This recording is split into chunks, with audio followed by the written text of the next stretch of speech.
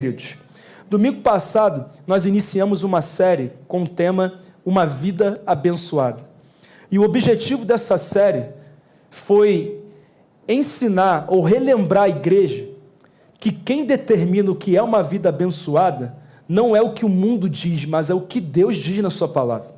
Só que o problema é que muitas vezes até mesmo os cristãos estão vivendo pelos princípios do mundo para buscar uma vida abençoada.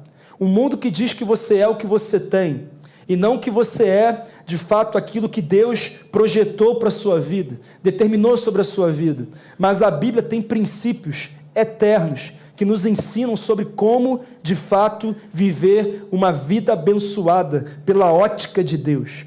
E no domingo passado, que foi a primeira palavra, nós trouxemos uma instrução inicial que é o fundamento de uma vida abençoada. Se você não assistiu, vai lá no YouTube e você precisa receber essa palavra, porque ela é o fundamento. Tudo que nós vamos falar hoje, nos próximos domingos, não tem sentido se o fundamento não estiver edificado na sua vida.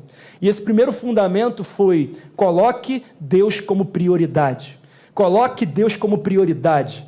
Deus, se não for o primeiro, pode ter certeza que Ele não vai ser o segundo nem o terceiro, Ele tem que ser o primeiro. E nós entendemos que tudo aquilo que eu faço primeiro, eu faço melhor. Você pode dizer: tudo aquilo que eu faço primeiro, eu faço melhor. Então, no primeiro dia da semana, eu estou na casa de Deus. Na primeira hora do meu dia, eu estou na presença de Deus. Os primeiros frutos da minha terra, do meu trabalho, eu dedico a Deus. Porque Deus é prioridade na minha vida. Primeiro eu cuido do que Deus determina e depois eu me movimento para as demais coisas. Porque esse é um princípio da palavra. E eu falo sobre isso porque a maioria das pessoas não conhece os princípios de Deus. Conhecem apenas princípios seculares para uma vida abençoada. Inclusive, domingo passado eu falei que em 30% do seu tempo, Jesus falou sobre a perspectiva celestial sobre o dinheiro. Em 16 de suas 38 parábolas, Jesus falou de dinheiro. E isso é muito sério. Então essa primeira direção é fundamental. E hoje eu quero trazer um segundo princípio, um segundo ensinamento. Deus tem que ser prioridade, principalmente porque Mamon quer governar. Mamon quer tomar o trono da nossa vida. Mamon quer dizer o tempo que a gente passa com a família, se a gente cuida do corpo ou não, se a gente serve na igreja ou não, se nós somos dizimistas fiéis ou não. É Mamon que quer governar. Por isso, se você puder, abra sua Bíblia em Lucas 16, a partir do verso de número 9. Lucas 16, do verso 9 em diante. Se você encontrou, diga: encontrei. Se você não encontrou, diga: Escola do Avivamento, domingo, 9 horas da manhã. A partir do verso 9, diz assim: Por isso eu lhes digo, usem a riqueza deste mundo ímpio para ganhar amigos, de forma que quando ela acabar, estes os recebam nas moradas. Quem é fiel no pouco, também é fiel no muito. E quem é desonesto no pouco, também é desonesto no muito. Assim, se vocês não forem dignos de confiança em lidar com as riquezas desse mundo ímpio, quem lhes confiará as verdadeiras riquezas? E se vocês não forem dignos de confiança em relação ao que é dos outros, quem lhes dará o que é de vocês? Nenhum servo pode servir a 2 senhores, pois odiará a um e amará o outro, ou se dedicará a um e desprezará o outro. Vocês não podem servir a Deus e ao dinheiro. Senhor, ajuda a tua igreja a destronar Mamon nessa noite.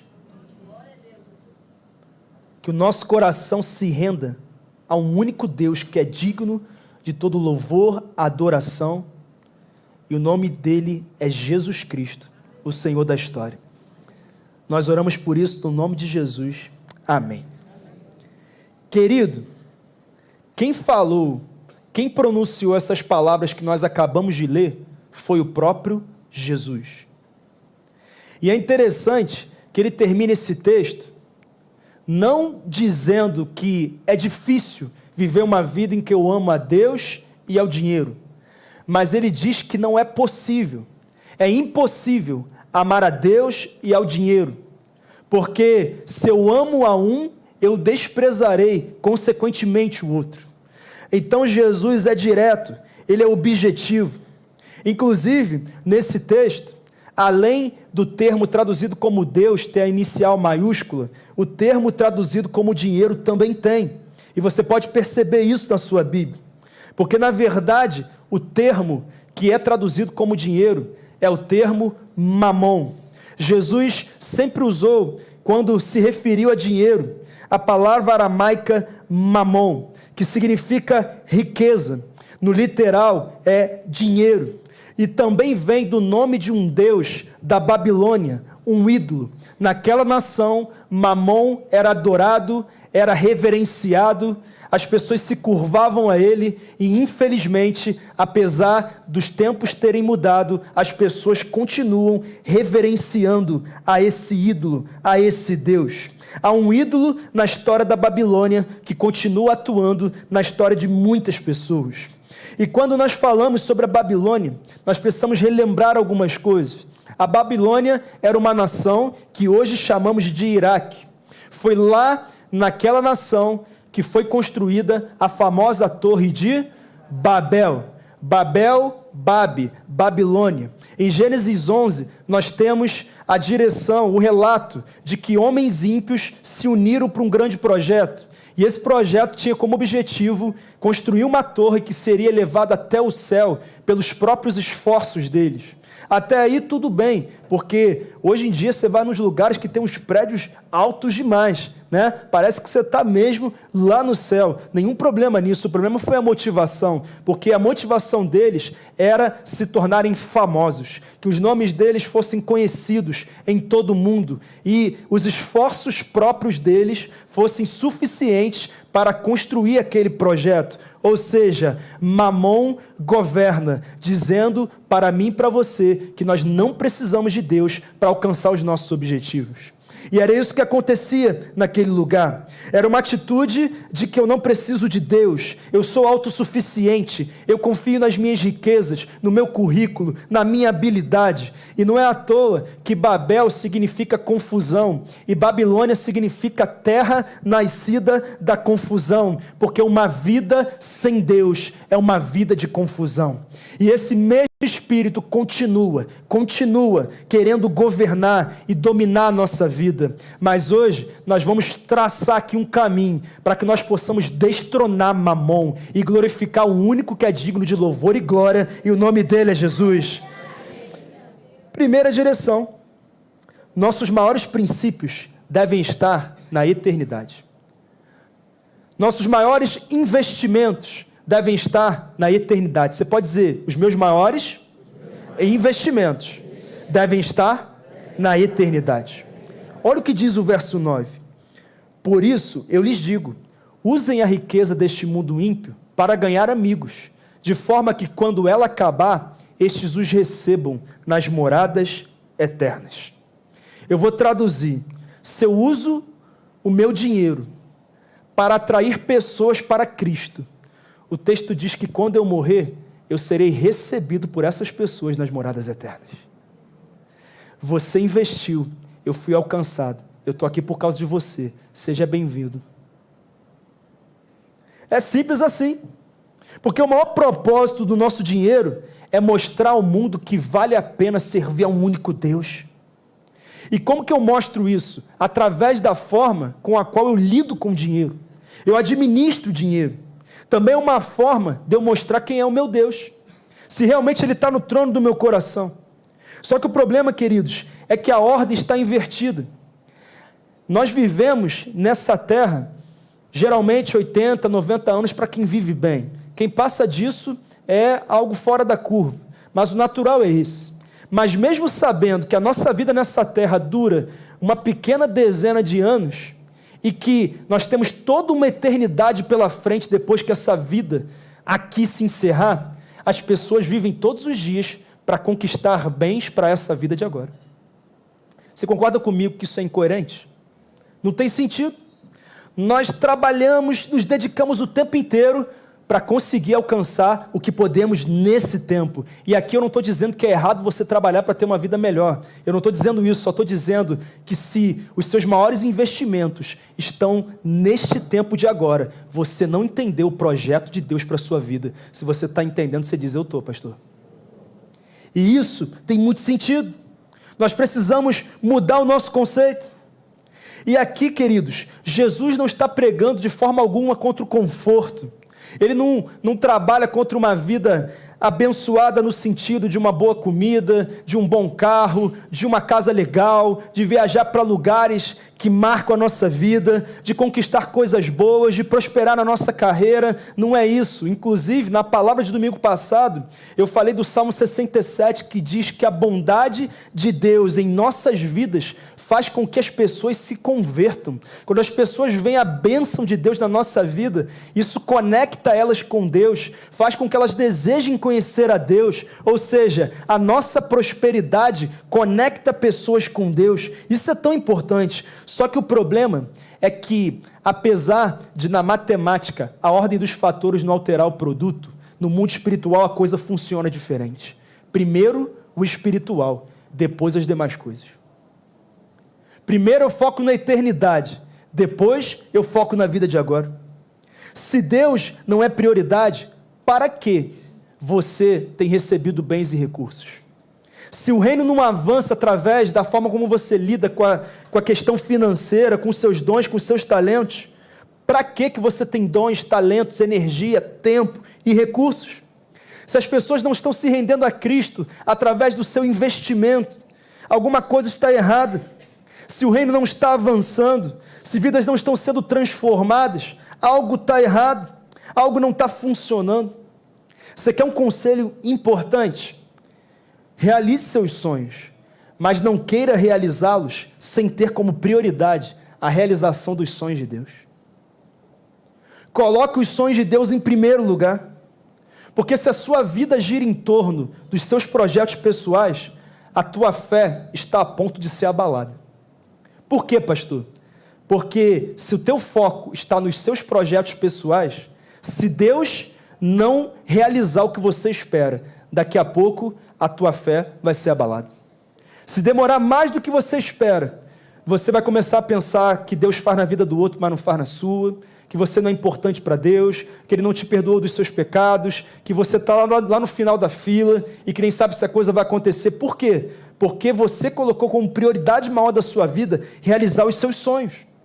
Inclusive uma irmã, outro dia contou que ela era uma serva de Deus, ela era uma boa cristã, uma boa crente, e ela era dedicada no trabalho, respeitava a família, e ela era uma pessoa que respeitava as pessoas, ela tinha muitos sonhos que Deus estava realizando, e ela tinha o sonho de se casar, mas aconteceu desse noivado dela ser rompido, e aquilo ali foi um baque na vida dela, e de repente aquela boa serva do Senhor começou a nem ir à igreja mais, e ela disse que ela colocou tanta esperança no casamento, que quando o casamento não aconteceu, ela se afastou do Senhor.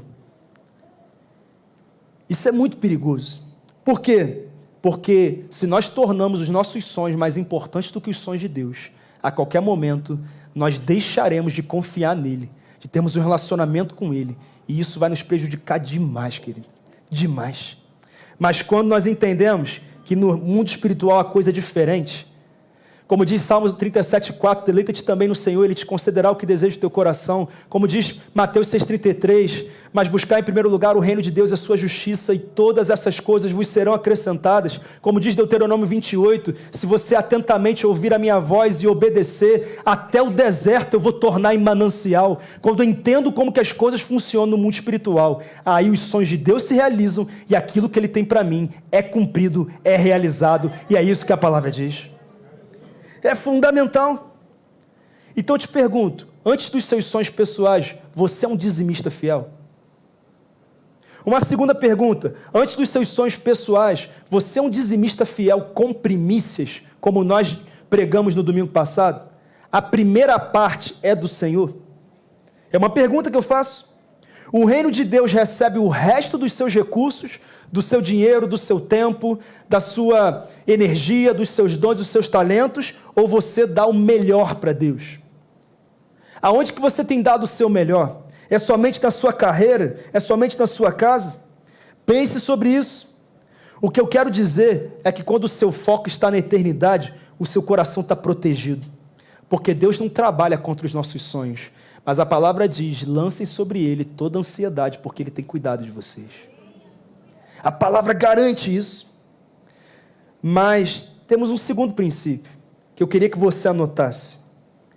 Não existe momento melhor para decidir ser fiel do que hoje.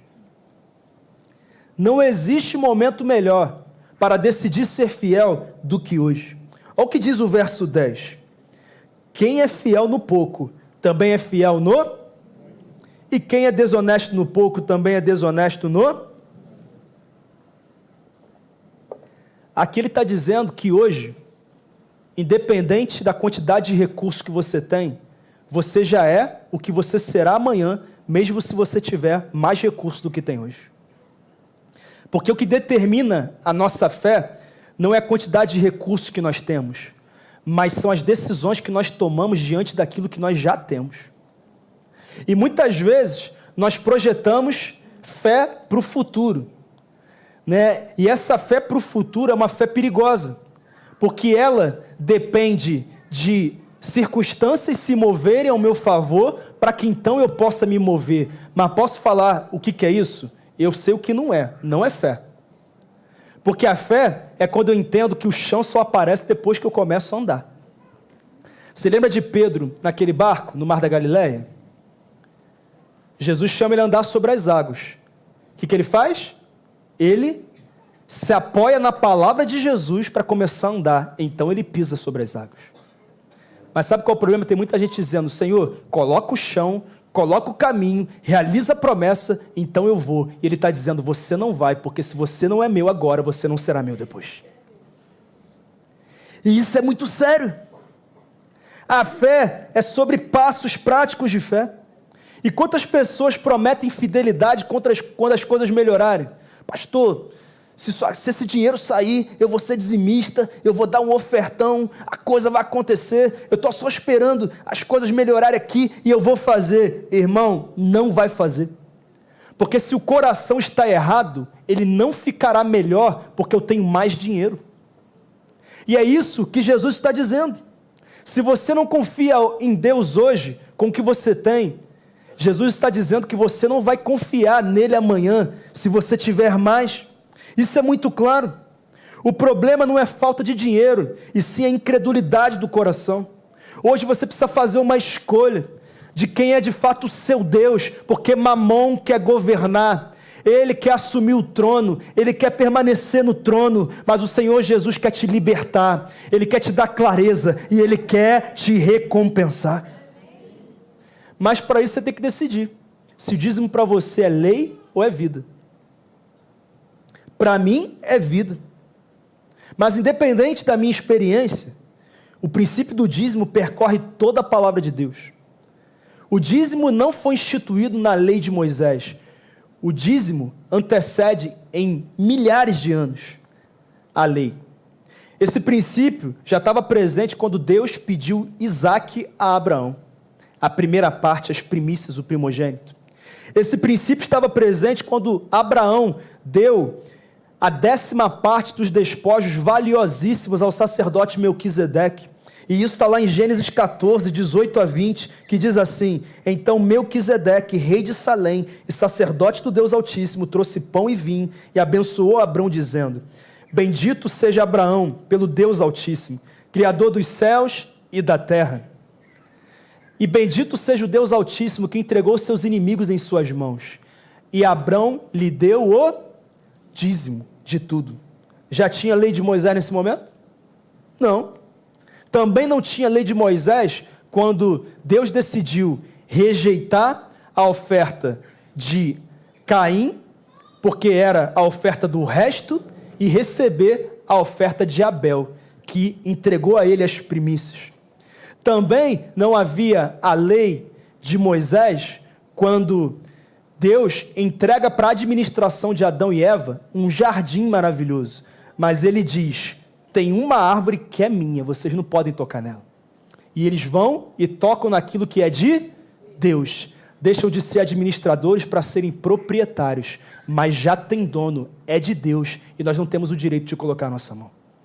E isso é muito sério. E todos esses exemplos que eu estou citando aqui, claramente nos mostram que o dízimo transcende completamente a lei do Antigo Testamento. Mas é claro que isso não deveria nos surpreender, porque a Bíblia está repleta de princípios eternos. O que a maioria dos cristãos não entende é que dar o dízimo é um teste. Diga, dar o dízimo é um teste. Em Mateus 6,21, Jesus diz, onde estiver o seu tesouro, aí também estará o seu coração. É o coração que segue o seu tesouro. E o dízimo é a 10ª parte. E você sabia que o número 10 representa em toda a Bíblia algo muito interessante? Sabe o quê? Teste. O número 10 representa teste.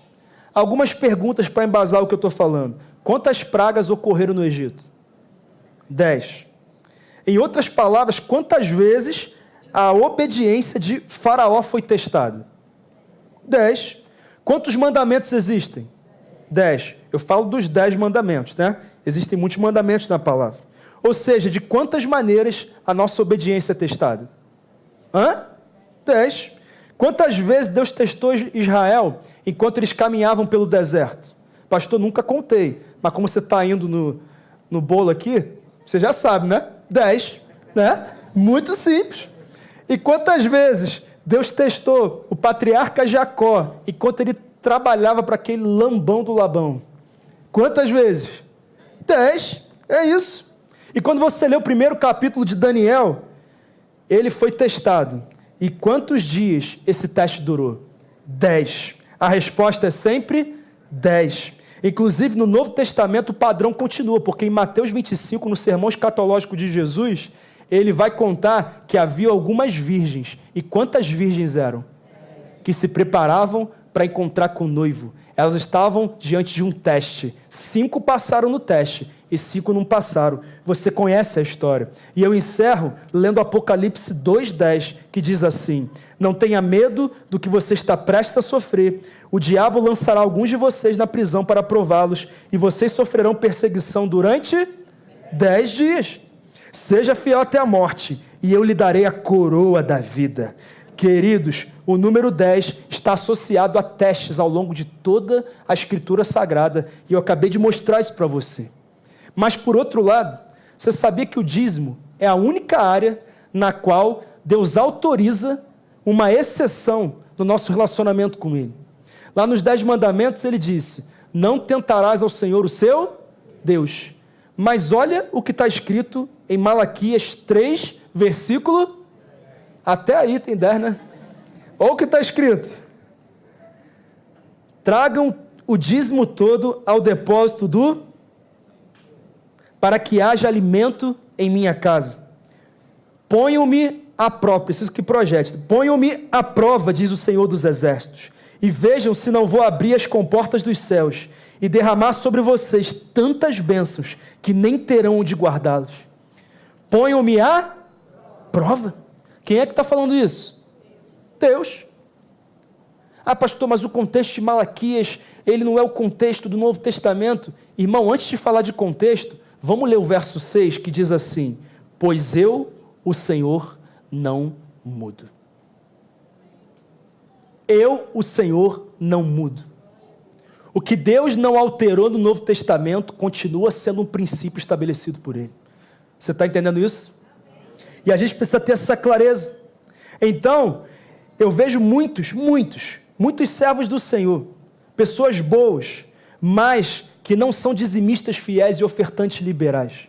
E a Bíblia é clara, e na nossa igreja, queridos, nós não temos meias palavras. Nós falamos o que tem que ser falado. A Bíblia garante que quem é fiel na sua vida financeira é abençoado por Deus.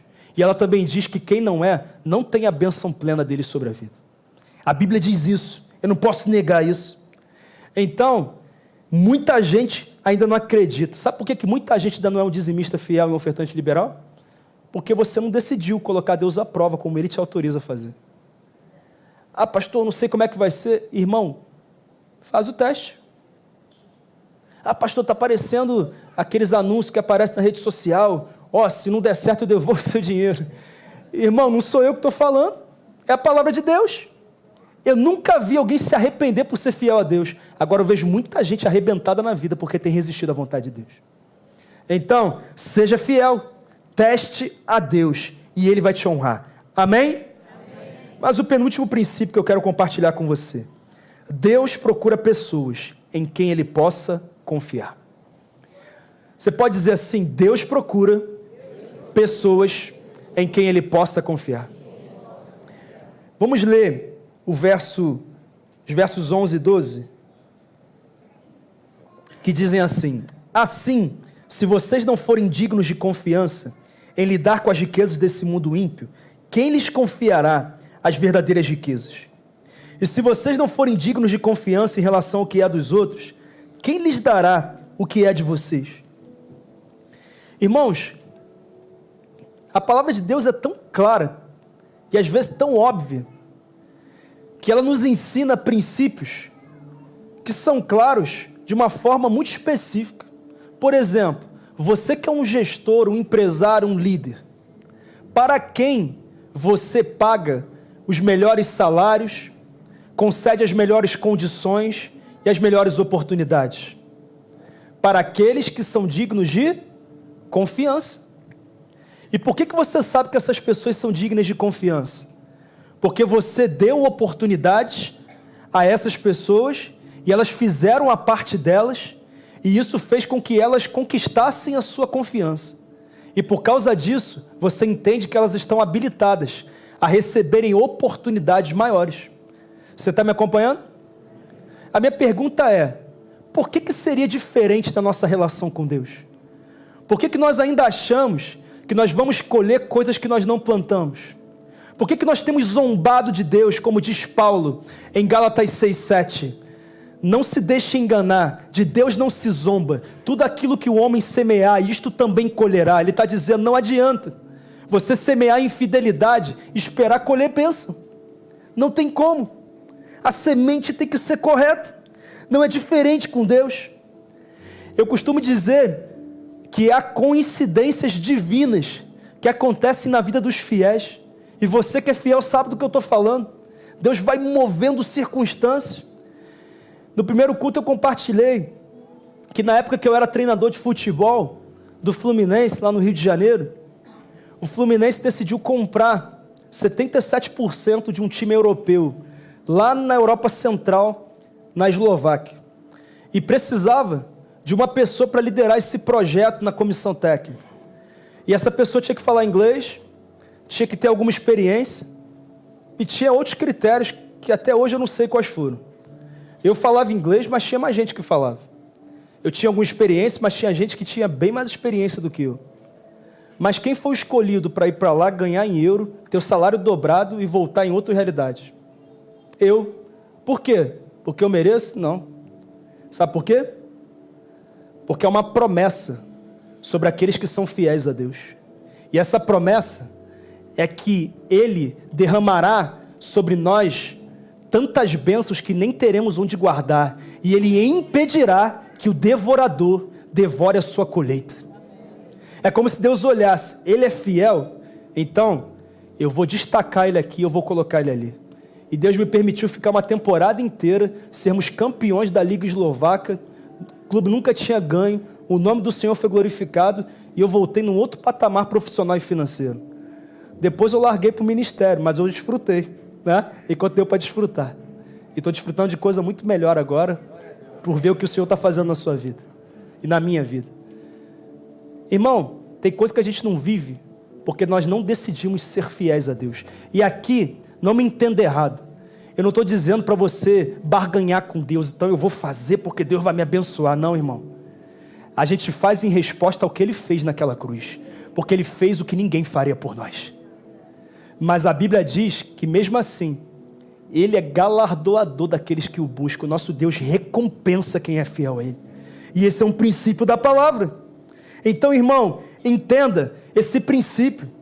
o princípio da multiplicação. Alguém aqui já desejou multiplicar o seu dinheiro? Levanta a mão aí.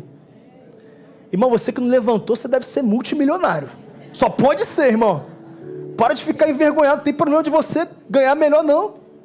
Meu Deus, o problema é você não ter o coração no Senhor, né? Meu Deus. E posso te dar uma boa notícia? O nosso Deus é especialista em multiplicar. E Ele mostra isso na palavra inteira. Ele multiplicou o azeite da viúva, através do profeta Eliseu.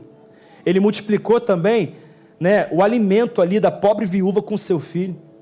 Ele também, em 2 momentos, multiplicou pães e peixes para uma multidão de pessoas. Inclusive, em uma dessas multiplicações, eram 5.000 homens. Porque mulheres e crianças não eram contadas.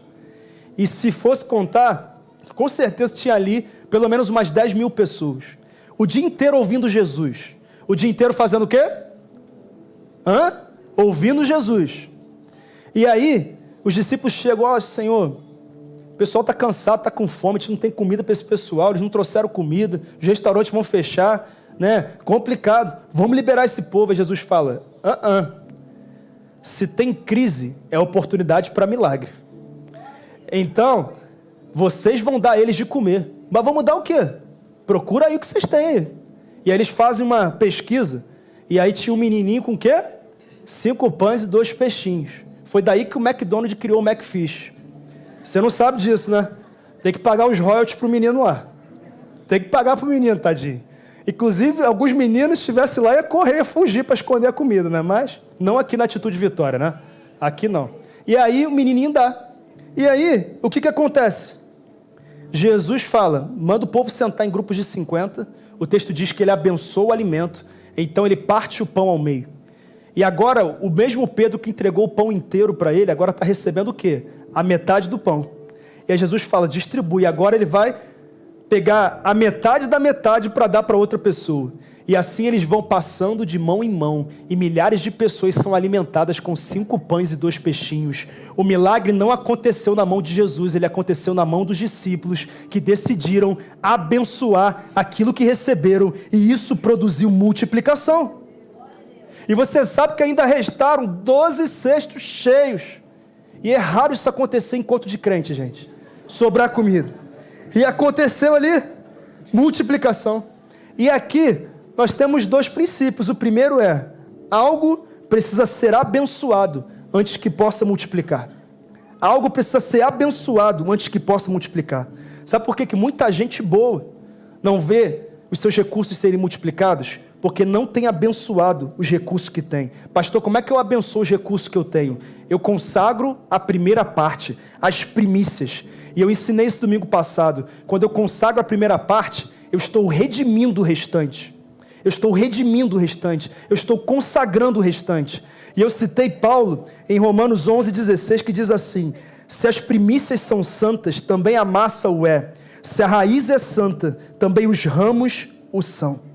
Muitos não vivem essa bênção, porque não entregam a primeira parte, porque não fazem a sua parte, não colocam nas mãos de Deus aquilo que é dele, e ele então multiplica. Mas tem um segundo princípio, somente o que é dado pode se multiplicar, somente o que é dado pode se multiplicar.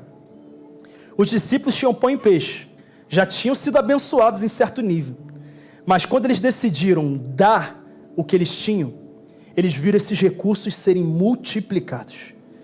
Irmão, eu já vi gente dizendo, pastor, nunca vi minhas finanças serem multiplicadas. Às vezes o problema é que nem o que é de Deus você devolve. Mas tem um outro problema muito sério. Você sabia que você não pode dizer que você dá o dízimo? Por quê, pastor? Porque você só pode dar aquilo que é seu. Imagina eu chegar para o Rondinelli e falar, cara, eu gostei dessa camisa. Tira aí, eu pego a camisa e eu dou para o Eduardo. Aqui, um presente para você, Eduardo. O presente é meu? O presente é do Rondinelli sem ele querer, na verdade, né? Porque eu forcei ele a fazer isso. Por quê? Eu só posso dar o que é meu. O que eu quero te dizer é que o dízimo pertence ao Senhor. O dízimo é de Deus, você não recebe 100%, você recebe 90%, irmão. E Deus vai te dar a oportunidade de dizer, eu sou fiel ou não sou. Esse é um fato. E o que eu posso dar? Aquilo que é meu, que são os 90% que permanecem nas minhas mãos. Quem está entendendo, gente? Então, irmão, se você só pode dar o que é seu, então, o que eu quero dizer é que você precisa desfrutar do poder da oferta. Diga, o poder da oferta. E é o que Jesus ensina em Mateus 25. 3 administradores recebem recurso. Um recebeu 5, o outro 2 e o outro 1. E aí, o que recebeu 5 transformou em 10, o que recebeu 2 multiplicou, e o último, que recebeu 1, ele devolveu o que era daquele senhor. Estou te entregando. E aí ele falou o quê? Servo mau e infiel. Porque você está me devolvendo o que é meu, mas você não multiplicou. Você não avançou. O pastor está dizendo que quem só é dizimista é infiel. Não estou dizendo isso. Só estou dizendo que você não está vivendo plenamente o princípio espiritual a respeito do dinheiro. Porque esse princípio tem a ver com dízimos e com ofertas. É isso que eu quero dizer para você. E quando você lê Malaquias 3, de 8 a 10, que nós lemos hoje, você vai perceber que a promessa é sobre os dízimos e sobre as ofertas. E nós precisamos entender isso de todo o nosso coração. Mas eu quero encerrar te ensinando um último princípio. Você precisa definir qual espírito estará sobre o seu dinheiro. Definir qual o espírito estará sobre o seu dinheiro. Olha o que diz o último verso. Nenhum servo pode servir a 2 senhores, pois odiará um e amará ao, ou se dedicará a um e desprezará ao. Vocês não podem servir a Deus e ao dinheiro. Querido, você sabia que todo dinheiro tem um espírito sobre ele? Todo dinheiro tem um espírito sobre ele. Se você administra esse dinheiro conforme a direção de Deus, então o Espírito de Deus está sobre o seu dinheiro. Mas se você rejeita a instrução de Deus, é o espírito de Mamon que está sobre o seu dinheiro, porque Mamon quer governar. E Jesus cita Mamon como sendo um ídolo. E você sabe que Paulo, quando escreve aos Coríntios, diz que atrás de todo ídolo há espíritos malignos. E o que é Mamon? É o espírito maligno que repousa, influencia e governa esse ídolo chamado dinheiro. Todo o dinheiro tem um ídolo repousando sobre ele, querendo servos e adoradores. A minha pergunta para você é: qual espírito está sobre a sua vida financeira? É uma pergunta. Pastor, mas como que Mamon age e consegue governar a vida de tanta gente? Porque ele age com promessas. Diga, promessas.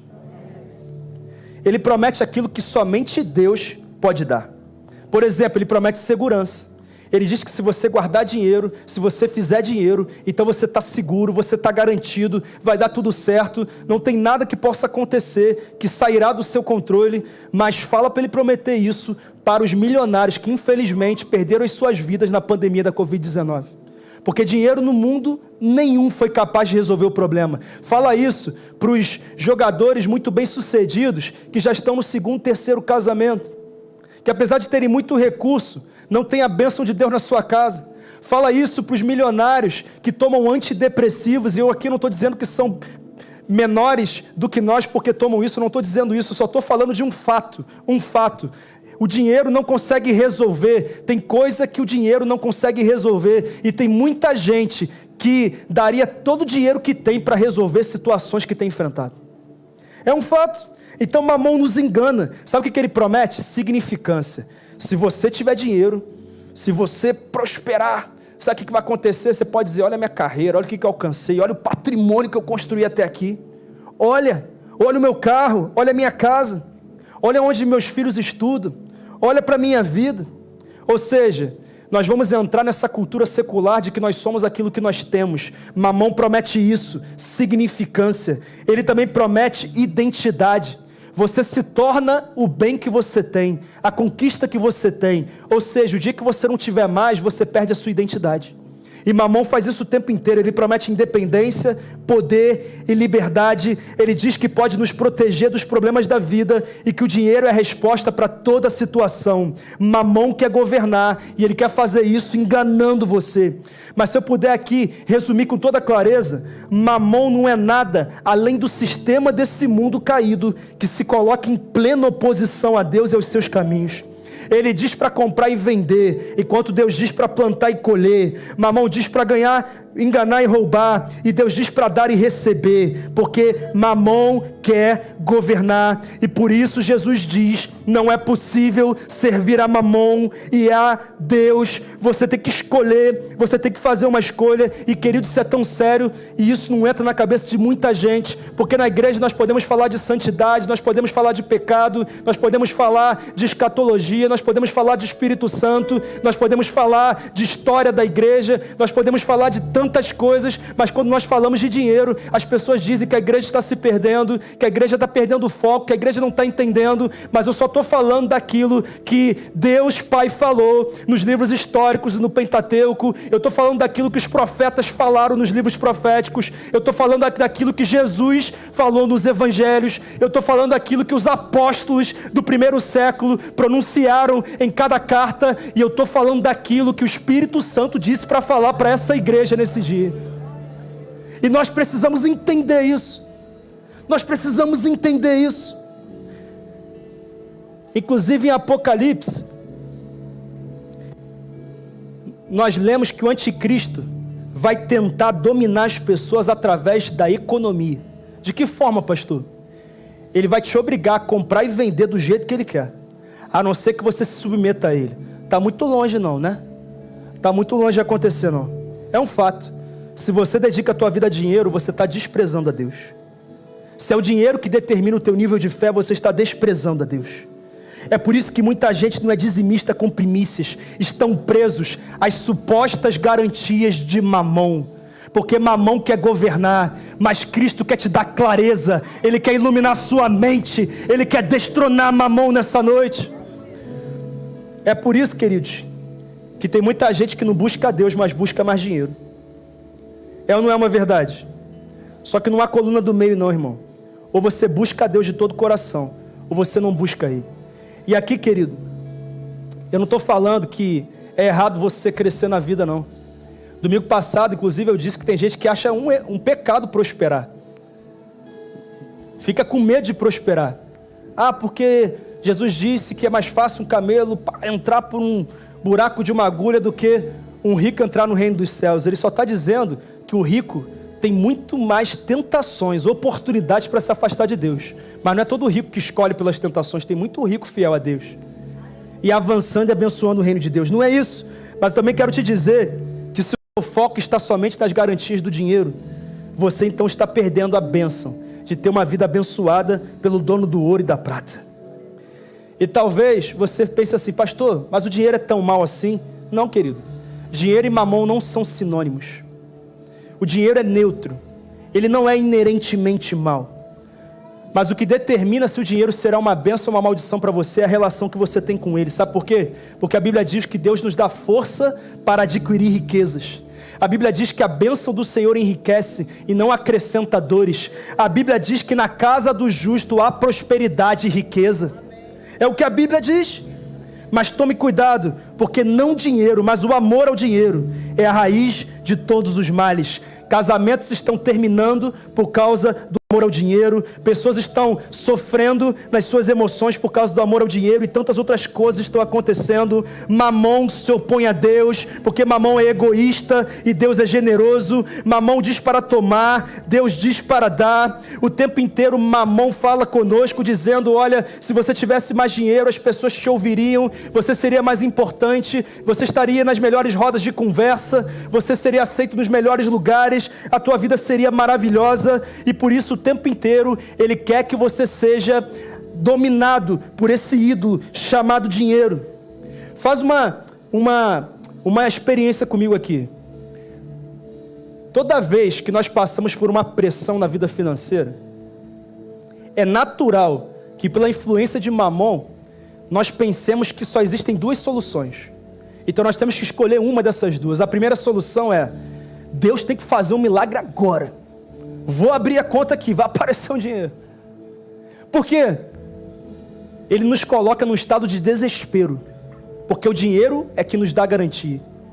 Mas a outra solução é que nós dizemos, se Deus não fizer o milagre, então o que eu preciso é de mais dinheiro. E é por isso que tem crente lamentando porque não pode jogar na loteria. Porque se ele não pode jogar, ele não pode ganhar na loteria, né? E ele fica ali, preocupado. Pastor, isso não é do passado não. Não posso mudar não. Sabe por quê, queridos? Porque as pessoas se acostumaram a acreditar que a solução sempre está em ter mais dinheiro. Mais dinheiro. Mas deixa eu falar uma coisa. Isso é mentira. Porque o que nós precisamos hoje não é de mais dinheiro. O que nós precisamos hoje é ter Jesus no centro da nossa vida, no centro do nosso coração. É confiar nele, é colocar a nossa esperança nele. Porque a palavra diz que se nós fizermos isso, a nossa esperança não será abalada. Ele não é homem para que minta, nem filho do homem para que se arrependa. O que ele promete, ele sempre cumpre. Ele começa, ele termina. Ele é o alfa, ele é o ômega, ele é o princípio, ele é o fim. E ele tem projeto para a minha vida e para a sua. Nós precisamos de Deus. E eu encerro ensinando uma última coisa. Mamon não age sozinho.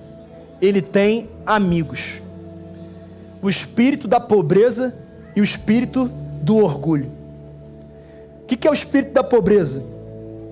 Ele faz com que você fique com vergonha de ser abençoado por Deus. Você se sente culpado por você ter sido abençoado e outra pessoa não ser abençoada. É um espírito de pobreza.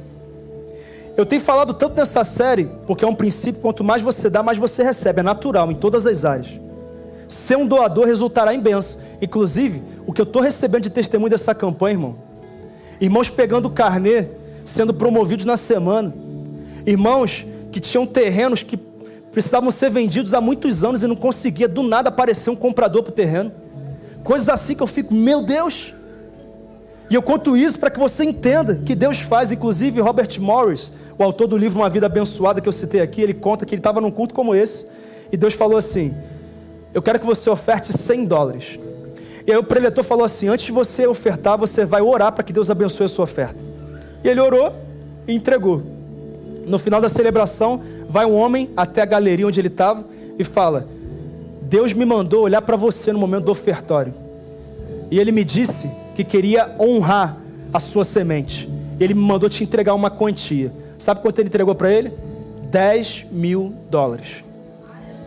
100 vezes mais do que ele havia ofertado. Pastor, então eu vou dar agora que eu vou chegar em casa. Eu não estou falando isso não, irmão. Essa é a história dele. Eu tenho a minha história. Você também tem a sua. Mas uma coisa eu sei: eu nunca vi um justo nessa terra a mendigar o pão. É a promessa da palavra. Mas às vezes, esse espírito de pobreza está em você. Você faz uma viagem top. As pessoas chegam e falam: cara, que viagem legal. Aí você: cara, mas eu consegui viajar para lá porque teve uma promoção relâmpago que eu paguei metade do preço. Irmão, recebe o elogio e celebra.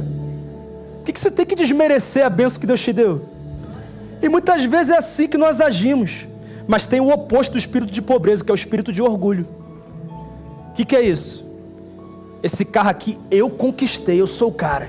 Minha empresa está desse jeito porque eu sou o cara. Não é porque Deus abençoou, Deus ajudou ali, mas na verdade foi mais eu. Meu ministério está assim porque eu sou muito habilidoso, sabe? Eu falo muito bem, eu tenho muita habilidade. Deus assim, na verdade Deus é um privilegiado por me ter servindo a Ele, né? É um privilegiado, né? Espírito de orgulho. Você quer exemplos? Você compra um carro bonitão, novo. Aí alguém fala: cara, que carrão. Aí sabe o que o espírito de orgulho te estimula a fazer? Você fala assim: não é só um carrão não, é o top de linha da categoria, edição limitada. Só 2 no estado que tem, eu e o governador. Só isso. Espírito de orgulho. E o espírito de pobreza? Cara, tu nem sabe, eu entrei no leilão aí paguei preço de banana. Irmão, pelo amor de Deus. E o espírito de gratidão, o que ele diz? Obrigado por você se alegrar com o que Deus me permitiu conquistar. É isso que glorifica a Deus. Meu Deus. Mas o grande problema desses 2 espíritos opostos é que o foco deles está nas coisas e não em Deus. E é isso que Mamon quer fazer sobre a sua vida. Ele quer governar e tirar o teu foco de Deus. Mas eu louvo o nome do Senhor, porque o espírito de Mamon está sendo destronado nessa noite. O nosso coração está sendo liberado, a nossa mente renovada, através de um entendimento racional da palavra. Que Mamon bata em retirada. O trono está ocupado. O túmulo pode estar vazio, mas o trono da nossa vida está ocupado, amém? Nós cremos na palavra de Deus, nós cremos nela, por isso feche seus olhos. E eu queria orar com você, mas antes de eu orar com você, eu queria que você orasse por você, e que você não ficasse indiferente nesse momento, mas que você realmente tivesse teu momento com Deus. Será que Mamon tem governado na sua vida? Será que você hoje precisa destravar esse governo de Mamon na tua história? Será que hoje você precisa abraçar uma fé que realmente te conecta com a vontade de Deus, com o propósito de Deus, com uma vida abençoada por Deus? Você precisa refletir nisso. Ore ao Senhor enquanto nós ministramos essa música sobre você.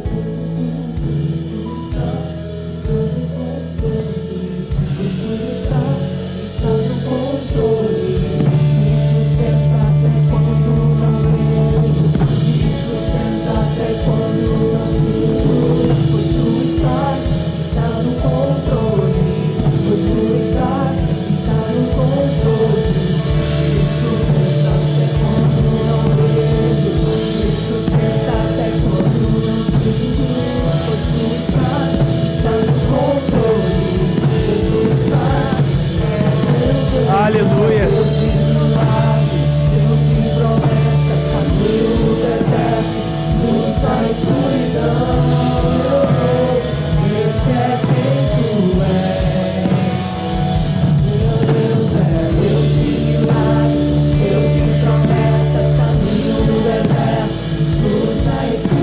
Aleluia. Aleluia. Glória a Deus. Se Deus falou contigo nessa noite, e você entende que é tempo de ajustar isso na sua vida, e você quer destronar Mamon, e realmente deixar que Deus controle cada área da sua vida, pode ficar de pé no seu lugar. Eu quero orar pela sua vida, eu quero orar por você. Esse é o teu momento com Deus, é o teu momento com Ele. É tempo de Mamon ser destronado. Deus está falando com mais pessoas, com mais pessoas. Se você está em dúvida se é com você, então estou te dizendo, é com você. É com você que Ele está falando. Então, se você entendeu que é tempo de destronar Mamon, é você e ele nesse momento. É você e ele. É você que tira ele do seu trono. O Espírito Santo é um gentleman. A Bíblia diz que ele está à porta e bate. Ele não arromba a porta. Ele não arromba a porta. Mas se alguém abrir, eu entrarei. Cearei com ele e ele comigo. Cearei com ele e ele comigo. Deus quer cear com você. Ele quer que você viva de fato uma vida abençoada. Se Ele está falando com você, você pode ficar de pé assim com cada uma dessas muitas pessoas. Essas muitas pessoas. Ainda há pessoas. Deus está falando com você. Ele está falando com você. Isso. É isso. Em nome de Jesus. Bata em retirada desse lugar, espírito de Mamon. Jesus, toma o teu lugar de adorado, de exaltado, de reverenciado nesse ambiente, nos nossos corações. Tu és o Deus da nossa história, o dono de toda a glória. Tu és o Pai da eternidade, o Deus forte, o príncipe da paz, aquele que tem poder para fazer infinitamente mais do que aquilo que pedimos ou pensamos, conforme o teu poder que atua em nós. Louvado seja o nome do Senhor. Senhor, nós queremos orar contigo nesse momento, e nós te pedimos, Senhor, que de fato Mamon seja destronado das nossas vidas nessa noite. Não dá para aceitar ver o ímpio prosperando e proclamando o inferno, e a igreja vivendo uma mentalidade de escassez, de pobreza limitada. Não, Pai. Os maiores recursos desse mundo têm que estar na posse da igreja, para que o teu reino avance, para que missionários sejam enviados, para que nós tenhamos uma obra social arrasadora, que mude o contexto social desse estado, dessa nação, do mundo. A igreja é a resposta para esse mundo, mas esse mundo é movimentado por uma moeda que é o dinheiro. Então nós oramos, mas também entendemos que muita coisa nessa terra acontece através do dinheiro. Ainda bem que o Senhor da igreja é o dono do ouro e da prata, e é por isso que nós descansamos no Senhor. Nós descansamos no Senhor e te louvamos nessa noite por nos ensinar, por nos instruir e por glorificar o teu nome nesse lugar. E nós fazemos isso no nome de Jesus. Amém. Eu vou fazer uma última oração, permaneça de pé. E eu queria que todos aqui presentes repetissem essa oração de entrega a Jesus, dizendo assim, pode ser no fundo do coração, não precisa ser em voz alta não. Senhor Jesus, nessa noite, eu reconheço que preciso viver mais da tua vontade e da tua palavra. Eu te peço perdão pelas decisões que tomei fora da sua vontade. Eu te peço perdão pelos meus pecados. Entrego o meu coração sem reservas para o Senhor, para que as suas promessas e sonhos se cumpram em mim e através de mim. E eu oro por isso no nome de Jesus. Amém.